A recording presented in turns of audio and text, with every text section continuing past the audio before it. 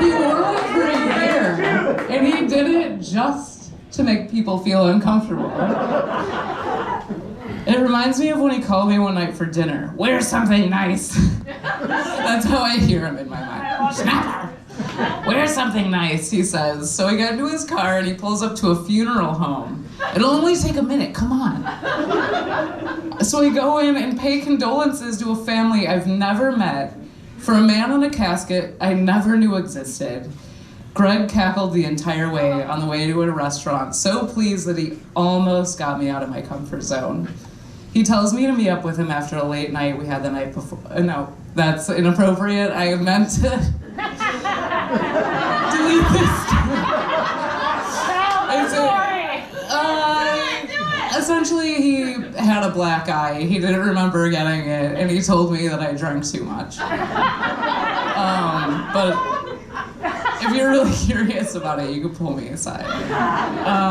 He has introduced me to so many wonderful people. He always had a Jew for everything, and was always completely obsessed with woo. If he's taught me anything, it's that it's okay to push the envelope and not give a fuck what anybody thinks. So goodbye to my friend who never made me feel lonely, a professional wordsmith, my friend who made me laugh hysterically and always made time to hang out. And when I didn't hang out, I definitely had to hear about it. So to my troublemaking, beautiful, obnoxious pal, thank you for everything. I miss you and I love you.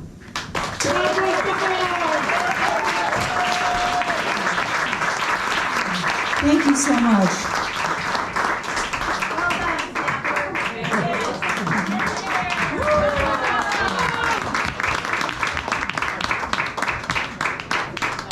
All right, next up on the stage, we will hear from Amy, also known as Numb Nipples. It's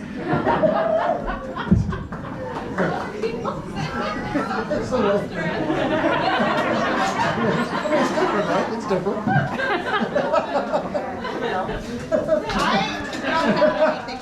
I did not plan to say anything. That was so beautiful, Snapper. That was really beautiful. Thank you. I got my nickname Numb Nipples on the same night that I actually met Eyes over there at a bar. We had just moved to town, and he said, "How do you like your rump roasted?" And I said, "I don't really like that kind of talk." And he said, "Oh, how do you like your nipples played?" And I said, "I don't really like that either." And he said, "Oh, wow, you got numb nipples?" And I was just like, yeah, that could be. And so afterwards, I was a teacher at the time, and my nickname was Harper Valley PTA. And then I met someone, this was like when I met him was April of 2001. Probably like April of 2003, I don't know, it was a while. Somebody said, "Oh, you're Numb Nipples." And I said, "No, I'm Harper Valley PTA." And they're like, "No, you're not. You're Numb Nipples." And I called Greg right away, and I was like, "What the fuck? Numb Nipples!" And every time he'd see me, he'd go, "Numb Nipples! Numb Nipples!" Because he liked to really make fun of me. He told me I had the best facial expressions, and he always said funny things that were half insulting, but like half of a compliment too. So you could never quite tell. One time Greg kidnapped me. I was at work, I was teaching, and Greg came to my job. It was like 3:30, all the kids were gone, and he walked past the security office, and he said, "I'm here to see Amy." And she's like, "You have to wait here." And he said, No, I'll find her. And she said, no, you have to wait here. And he's like, "I got it." And he just starts marching up the steps of the school where I was working, yelling, "Amy! Numb Nipples!" And my heart's beating as fast right now as it was beating when I heard that sound. But I came running out, and I said to my coworker, I was like, I gotta go right now, sorry. And she's like, "Please, go take care of this." So take him out of the school, and we get in the car, and he's like, I'm gonna take you to my guy. I got this guy, and he's the best, Farouk. Everybody? Farouk. Okay. Farouk wasn't the best guy for us, but a lot of people, Farouk has helped.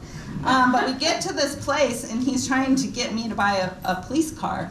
Even though, Randy and I at this time was like broke as we'd ever been in our lives. But he's like, no, trade in that car that somebody stole and drove to Mexico and came back and had all the walls hollowed out. He's like, trade that car for this, $20,000 used police car. And I'm like, I don't think that's gonna happen. He's like, Farouk will hook you up. No, nobody's gonna hook you up with a used police car in an old Hyundai. So. But anyway, he takes me to Farouk's so that we can make a deal. And I realized, I can't get out of the car.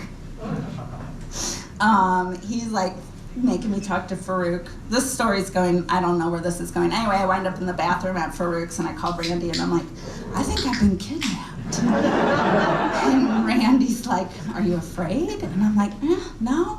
I'm not afraid. I just don't know how to get away.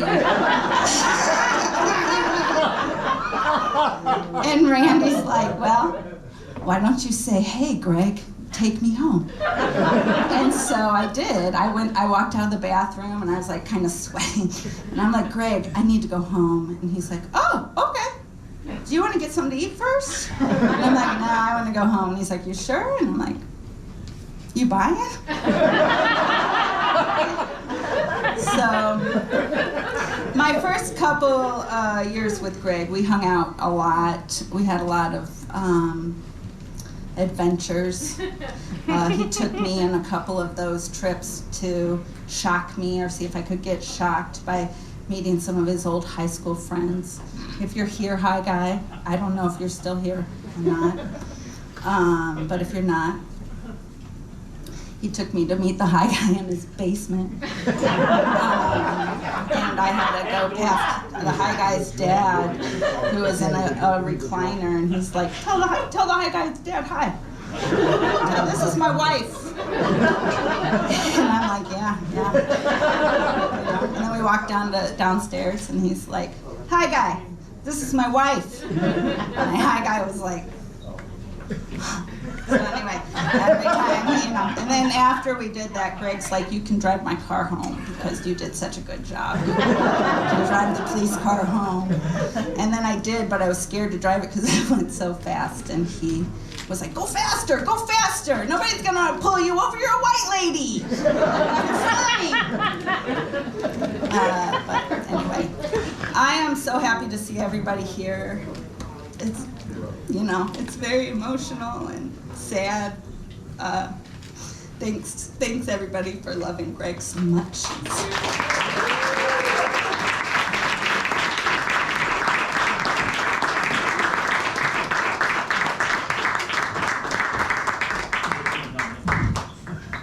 It occurs to me now that maybe Greg's long game this whole time was knowing that someday we'd all have to get on stage and say our nicknames. All right, Tiana, a very nice lady, and Mark, are you